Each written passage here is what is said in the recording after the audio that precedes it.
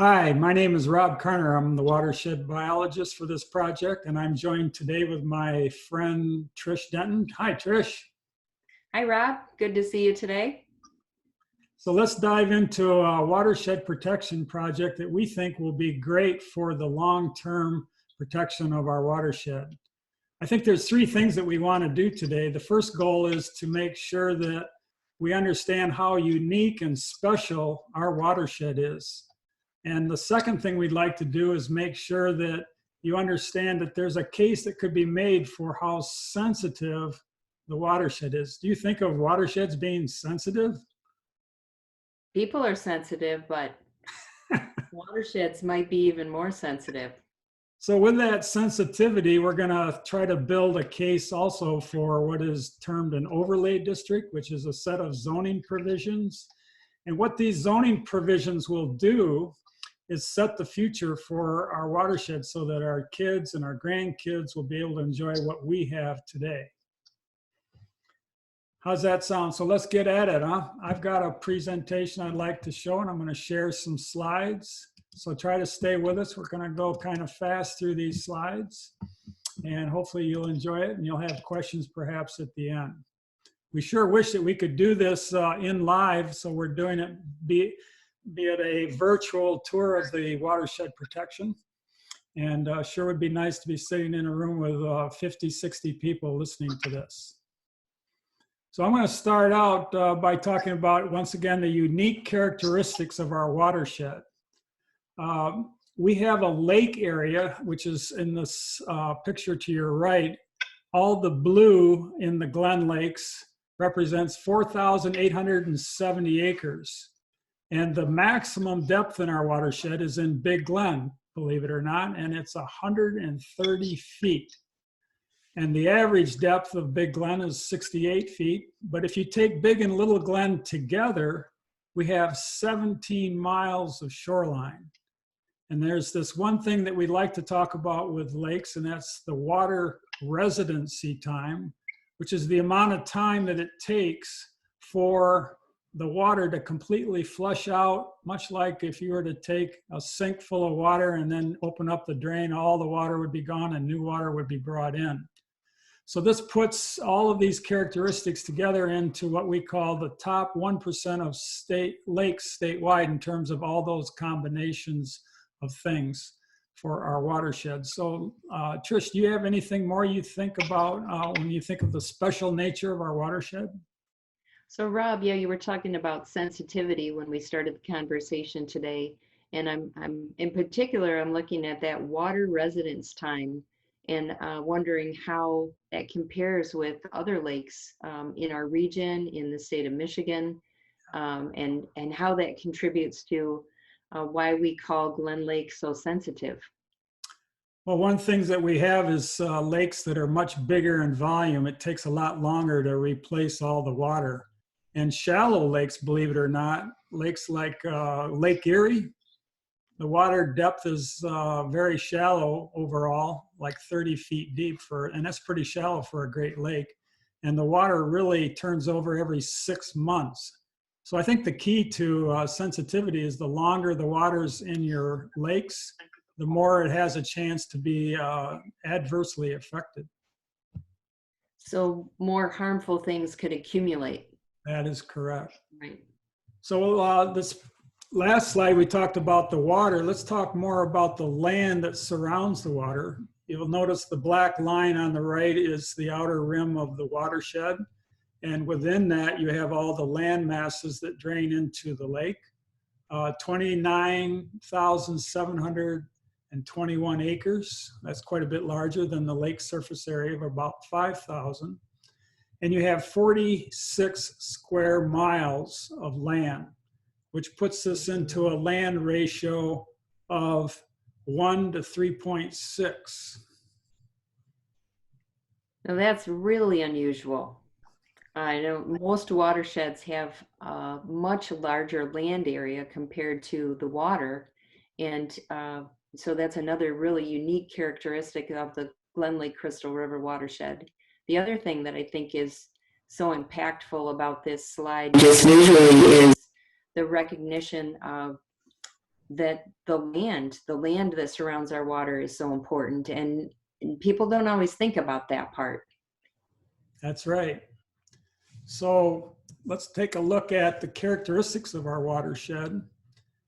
You have this color coding of our land use, and one of the things I want to bring your attention to is the yellow. The yellow is the land mass that surrounds the shoreline, which is primarily urban, meaning houses along the shoreline. But if you look beyond that sliver of yellow, most of the watershed is colored green, which is forested. And then you have beyond that a very small amount of agriculture, which is the brown. And of course, the dunes off to the west over Lake Michigan is something unique to our watershed. But not a lot of development. You don't see municipalities. You don't see a lot of factories. That really makes our watershed special. There's a whole lot of green on that map, and that's really to our advantage. We know we're going to learn in some of the slides that are coming up why all that green and even the orange on the map, the open field, the vegetated areas are so important to water protection in a watershed. So I like seeing all that green on this map. Definitely. Go green. I'm a Michigan State fan. Me too. This next slide really gets into how you can view the same lake over time. And there are literally 3 stages, and they're not distinct stages, but they're sort of a gradient of aging of lakes. So we start out with the deep, clear water that is referred to as oligotrophic plants or lakes, where you have plants that are at a minimum and the water is really clear, and usually the lake is really deep. And then as time moves forward, you move into what is called a mesotrophic lake. And this is sort of a middle-aged lake where you get accumulation of sediments at the bottom, more plants. And then at the right, you see a lake that's really beginning to take on what we call an aged status. So question, can we go backwards, Trish? Can you go from eutrophic to mesotrophic back to oligotrophic? Once you've passed, you can't go back. You can, what we can do is slow it down in a lot of cases. This is the natural progression of all lakes. They will age. We can't stop that, but we can, the things that we do with our human activities can impact how quickly or how slowly that occurs. That's great. So it sounds like we're getting into the sensitivity issues of our watersheds. So here we have 2 different lakes. On the left, we have what we might think of as Big Glen, and you have thermal stratification, warm water usually on the top, and then the cold water at the bottom, separated by a thermocline. And then over to the right, you have these eutrophic or mesotrophic lakes, and again, the same structure. You have warm water at the top and cooler water at the bottom. But what happens is at the bottom of a mesotrophic or eutrophic lake, you have oxygen depletion that happens rather quickly and early into the summer months. But over on the left, if you look at the lake, you have the cold water holding the oxygen, and typically in a good, healthy oligotrophic lake, you're not going to get that oxygen depletion. So there's many more, because there's more living things in a eutrophic or mesotrophic lake, they're going to consume the oxygen more quickly. And in an oligotrophic lake with fewer living things, the thermocline is able to protect that oxygenated water and not use it up as quickly, which is another factor that slows down that aging process that we were talking about. That's right. Slow down the aging process. I can sign up for that. Here's a slide talking again about lake sensitivity, and what we're discovering based on a study that was done over time on the Glen Lake Association Hydrolab sampling program. We're finding that the bottom of Big Glen was actually turning anoxic and staying that way for a prolonged period of time, as opposed to earlier studies back in the 1996 era with Dr. Kilty. So these are early warning signs that we're not necessarily at a tipping point and we're not losing our beautiful lake, but we are seeing early signs of accelerated aging, and that's something we certainly want to hold off on. So this to me would be an indication of a pretty big thing that we don't have direct control over, and that is how long the warm season lasts on Glen Lake. And we've seen the period of time between that turnover that mixes the oxygen be extended. And so that oxygen is being consumed before that turnover can happen and replenish it. So again, more sensitive related to things that may be changing in our climate. What can we do to protect against that? So if you look at historical trends in our water, what does this picture tell you, Trish, as you look at it? It looks like the old days of the early 1900s and logging eras and removing a lot of the forest and trees from the slopes. What can be the problem there? Well, without vegetation, we have nothing to intercept precipitation, which contributes to runoff, which contributes to sedimentation, which brings nutrients to the lake and accelerates the aging process that we're trying to slow down. That's right. We don't want to go back to those days where we log it and clear cut it.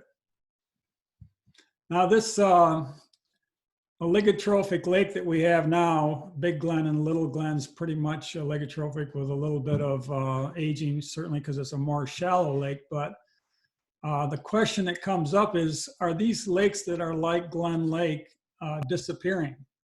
And the thought is that they become almost like an endangered species, where you're seeing fewer and fewer numbers of these kinds of pristine lakes. Is that right? Yes, absolutely. So we think of, in summary, when we think of the Glen Lake in terms of its unique characteristics and its sensitivity, and it's not necessarily a lake that can just keep taking a hit, that we think of it as exceptional, rare, and perhaps even threatened or endangered. So now the question becomes, what can we do long-term to protect the water quality? So let's get right into it. Trish, why don't you take this slide where we have a management plan? So if we're going to protect, we need to have a plan.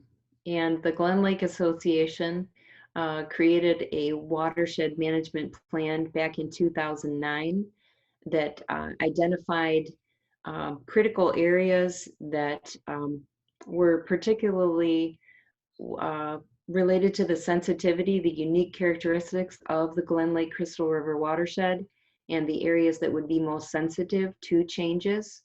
And those things were identified in this original watershed management plan. Things like natural shoreline buffers being identified as a key strategy for reducing the impact of almost all pollutants that currently threaten Glen Lake and will into the future.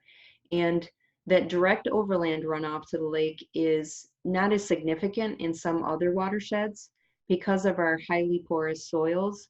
The majority of rainwater, if we give it a chance to, will quickly infiltrate into the groundwater. And that development in our watershed has probably a much greater potential to impact water quality, given the natural characteristics of our watershed. That development is an area that we can do something to protect going into the future by being creative about how we manage development and doing it in a way that is wise for our environment and protecting water. Yes. And so our 2009, you might say, well, this is a little bit outdated, but actually we're updating it as we speak, and we're going to be looking at the latest version of the watershed management plan coming forward.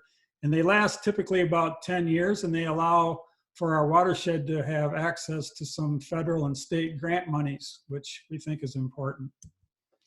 When you look at planning and zoning, And the map off to the right, it shows we've got 4 different townships that lie within our boundaries. The red line is, again, the boundaries of our watershed. And we see Cleveland, it doesn't really interface a lot with our watershed, but it is inside the red line. Casson Township off to the southeast is certainly there with not a lot of lakeshore frontage, but then Empire and Glen Arbor representing a lot of the shoreline of our surface waters. So what we try to do with planning and zoning is we want to get all of the townships on the same page. So when we look at watershed protection provisions and the master planning that goes on, we want to make sure that when we put in elements of protection, that it's not as effective if only 1 or 2 of the townships enact the provisions, but all 4 townships, and using the common language. So the thing to me about this slide is the picture, again, you know, showing our watershed. And I don't think we tend to think about what we're doing in the context of a watershed. And just to look at, we've got 4 different jurisdictions that are within that boundary. That's not how watersheds functions. Watersheds don't function like a township. And so it just, to me, it really makes the case clear that we, as much as possible, need to coordinate efforts within those different jurisdictions to really have an impact on protecting watersheds.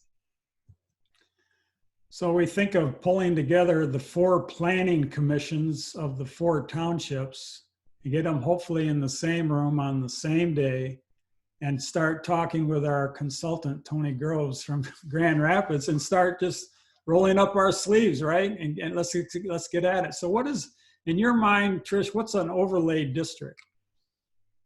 So to me, what that means is that you have existing zoning ordinances that the 4 townships would have in place. In our example, an overlay district would be an enhancement, or literally an overlaying of some additional protections that would come up alongside or over top of the existing, you know, personal property rights and the underlying zoning that's already in place. So it would be, you know, a natural fit for enhancing some of the subtle things that we want to hope to get dialed in to protect water better.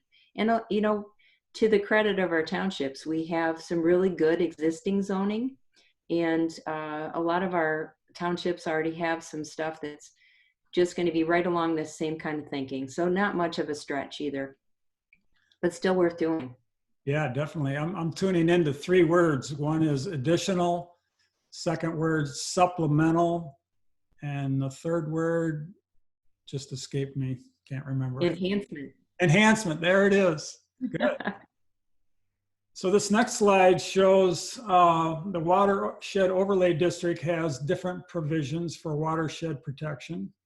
And it's both something that we think of as not being overarching and imposing. And secondly, we want to make sure that people understand that it's for the long term.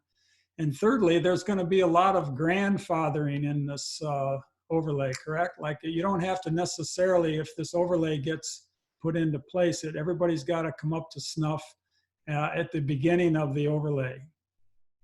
It would mean that if you had an existing characteristic that was determined to be protective, you would need to keep that in place. And if you had an existing structure that didn't meet the current criteria, you would be allowed to keep that up until such time as you decided to make a change or a modification, and then you would fall under the new guidelines. But we're not going to make this would not make anybody change any existing structure or practice on their property. So one of the key points of the overlay is lots of different states have green belting, or some people talk at a vegetative buffer. These are the places where the land can actually filter out the pollutants before they get in the water. And the EPA National Lakes Assessment out of all of the characteristics of lakes being protected, the number one protection factor was shoreline buffers. So Maine, Vermont, New Hampshire, you can see the list there, Minnesota, Wisconsin, these all are states that are proactive and on the cutting edge of protecting their water by making sure that there's a vegetative buffer. So in this case, with the overlay, if you have an existing buffer and you wanted to make changes and you wanted to take the buffer out, the overlay would prevent that from happening within a setback of 30 feet wide. But the other part is that if you have no green belt buffer currently in the overlay district provisions come into play, you don't have to put in a green belt. Even though our guardian here is smiling, even though what? We would encourage. I would love to help you put in a green belt if you don't have one. And the Glen Lake Association is always here to help with any of those things. This is a key example of that situation we were just talking about, where if you have an existing buffer, we would want you to keep it at least the minimum amount that's suggested in the overlay. And if you don't have one, you wouldn't be required to put one in, but I would do everything I could to help you have one. And then the other thing that I wanted to mention is Rob talked about runoff. Natural shoreline buffers also help you keep your shoreline, not just prevent runoff, but erosion or loss of property from erosion on the actual shore itself. Natural vegetative buffers can help to prevent loss of your shoreline. Yeah, so if you look at this picture left to right, you see the vertical black lines. Those are likely the lot lines. And so when you look from the water's edge to the shore, you can see that there's some shrubs and trees and maybe some plants that grow through the aquatic water land surface interface. You also see a little beach area, but then you see behind the green belt maybe some turf grass. So this doesn't have to be an all or none. This is like a compromise diagram that should be not feeling like this provision would be overreaching and unenforceable. Good point, Rob. Yeah, so here's another couple pictures. Trish, why don't you take us through the left one and the right one and the difference? So these are kind of, your polar opposites of that situation that Rob was just describing. The slide on the right might be something you inherited or a property that you buy that's got existing structures that are what as a guardian I would not say very water friendly. You have a hard surface on your shore that's not going to allow access for wildlife. It can actually cause erosion. You've got a huge lawn surface that's going to need maintenance, which includes, chemicals that we don't want to end up in our groundwater or in our surface water. And it's going to do a minimal amount of protection for erosion. And it's not going to allow as much water to replenish the groundwater table either, which is primary contributor to Glen Lake, which is over 50% groundwater fed. And then you look at the slide on the left, and that's what gets me smiling really big as the guardian for our watershed, as a property that's able to adapt the human desired aspects of enjoying their property, but also leaving space for the other critters that need it, and protecting the water. So there's that nice wide buffer between the house itself and the shore, plenty of natural shoreland buffer, but still access for humans to use the water. There's a nice little beach there and a dock. And there's something for everybody in the picture on the left, and it's what's best for our water. So again, we're happy to help people make the transition from a hardened shore and a lawn to something that is going to be equally enjoyable for them as property owners and also better protect our water. So Trish, when you think of seawalls, do you think of inland lakes or Great Lakes? Great Lakes.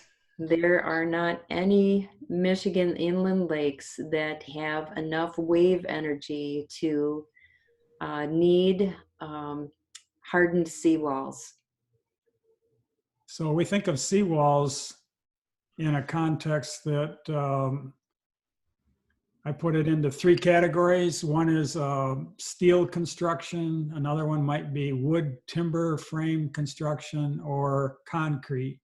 And these are the three things that if you have a seawall made up of those, it really increases the scouring action, as this diagram shows on the right.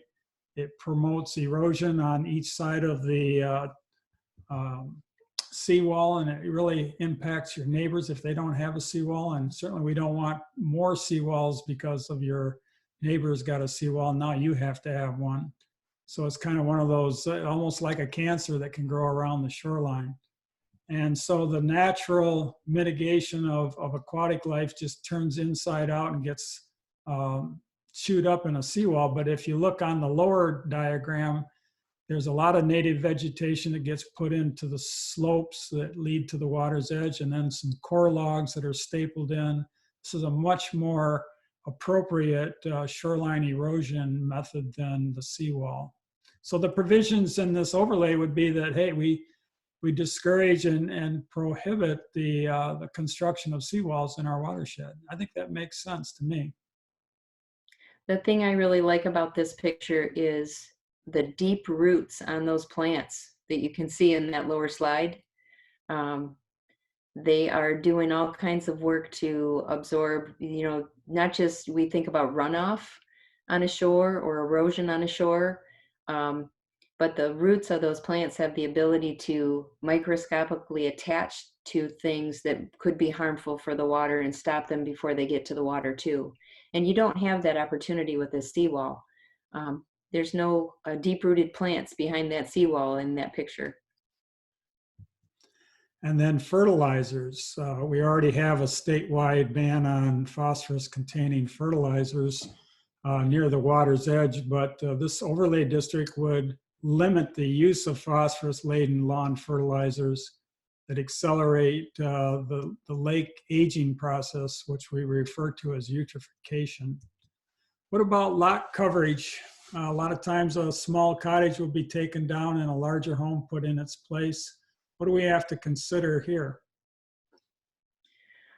Well, if you look at these diagrams with all these arrows, you can see the big difference is what happens when you have hardened surfaces on your property. And that means paved driveways, roofs, concrete patios that don't have gaps where water can get in.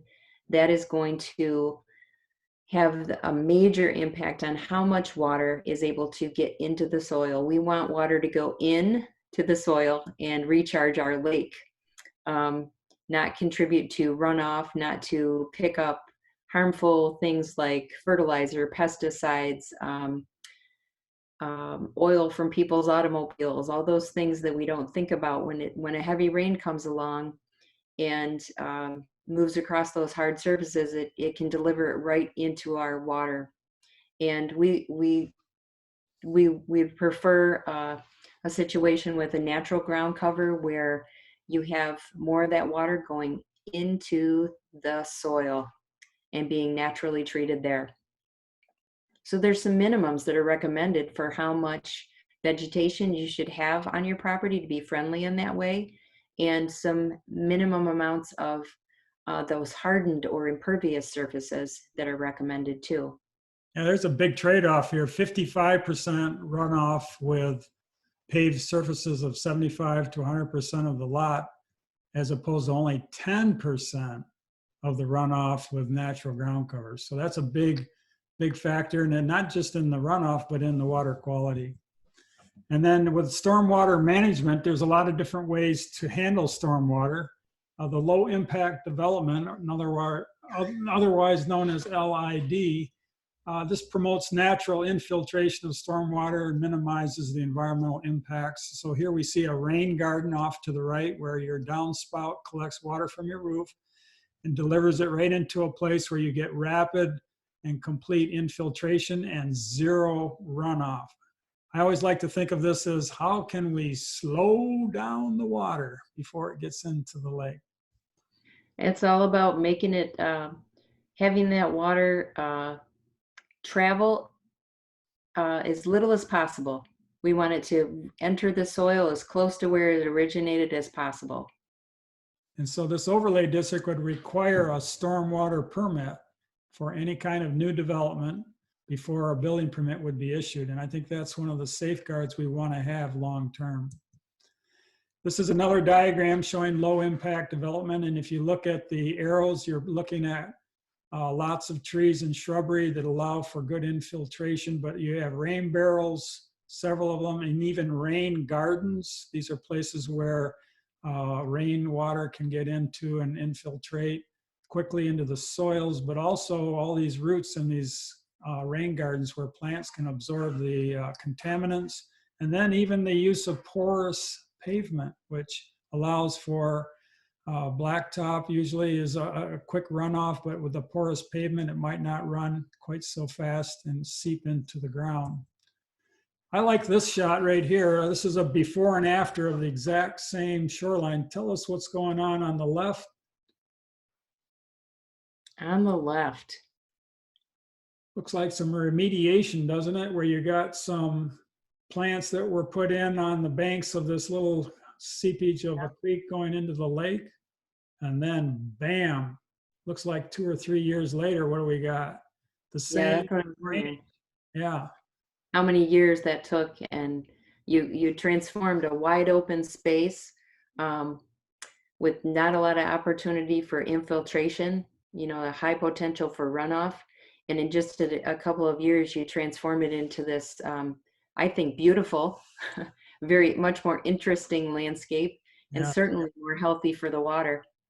I'm sure that there were a lot of blooms that this picture on the right didn't capture that would have made it very beautiful. It looks like there's a kiosk or a sign along the edge there to kind of promote this is what we'd like to see happen in the watershed. So this overlay would ask for any time and any place where you can do low impact development, that this is not an option but a requirement.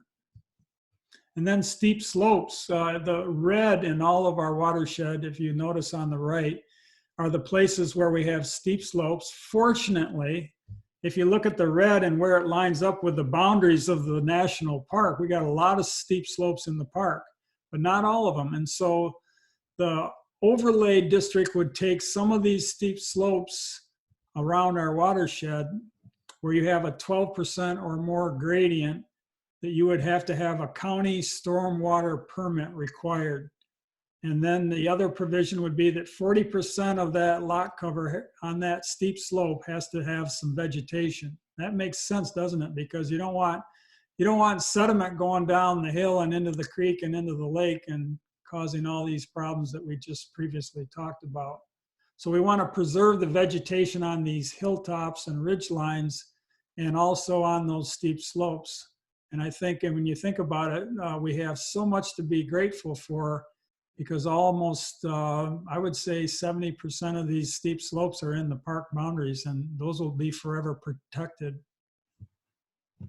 There's not a whole lot. It's just a little bit more that we could do, but we should do everything we can do, even if it's just a little bit more. That 40%, you know, that's different than if it was on flat land, you know, the 30% vegetative cover, but those steep slopes do need that little bit extra of vegetation to do the trick. That's right. So when you think of the overlay district, we want to consider approvals from people like our zoning administrators. They're going to want to require a site plan review for water quality protection for each of the major changes in the watershed land use. So if we've got these checks and balances, it's all not just for making life miserable and making more hoops to jump through, but it's for the water that we all enjoy and keeps our land values really high. And I don't think people are opposed to this kind of a thing. You know, nobody intentionally wants to do something to harm the water. I mean, the people who live in and around the Glen Lake Crystal River watershed, people who would be eyeing a piece of property to build a home or to, you know, become a part of the community, they're going to want these things to be in place too. And anything we can do to make that process um, simple and helpful to them, I think is going to be a good thing and welcomed by people, not seen as overly restrictive or cumbersome. It's a great way to help people do the right thing. So when we think of what's next, we've got to get the word out to as many people as possible, which is why we're doing our Zoom meeting right now.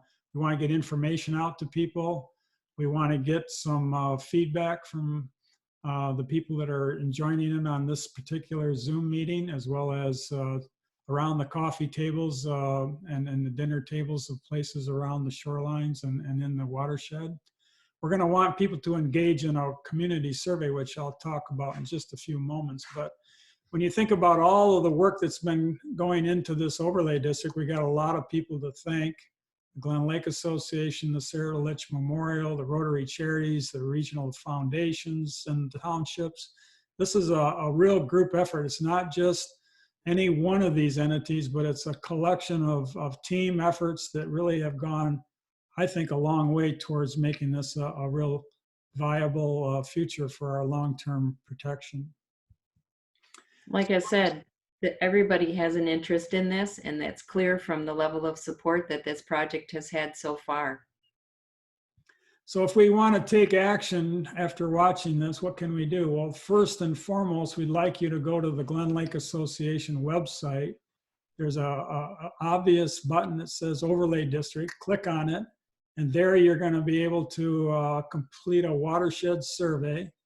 You're going to be able to maybe write your local township supervisors or board and make your known questions and comments there. They'll probably turn those over to the planning commissions for some real concrete answers coming back to the inquiries. And then you can also contact myself, rcarner@leelanau.org, or the Tricia Denton's email address, glenlakeassociations@gmail.com.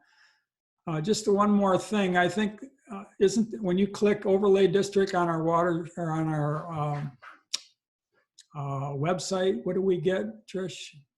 There are a couple of things that you can see. You'll be able to see the complete working draft of the overlay district language that the townships would be reviewing. And you can also see a brochure that's just a good introductory guide to, you know, why would we want to have an overlay district? What are the advantages? Some of the most frequently asked questions that people have about how an overlay district works. So there's some great resources there. Yeah, and so we encourage people to take action. Don't just sit and listen to this, but get involved, be a part of it, and let us know how you think it might impact our water quality for the good. Remember, this is long-term. A lot of people are going to be grandfathered into this process, and so it doesn't require immediate action by everybody, but just where the changes occur, we can maintain what we have. And if we can have, think about it, Trish, if we can have what we have now, 50, 100 years from now, I think everybody would be pretty happy. Yeah, it's all about everybody doing their part, and when we all do that, we can really make a difference. Well, thank you very much for being a part of this meeting. I've enjoyed it immensely, and I hope the people who watch it and listen to it and take it all in will agree with us that it's an endeavor certainly worth moving forward on. Thanks for the opportunity to talk about water. All right, take care. Thanks, Rob. You too.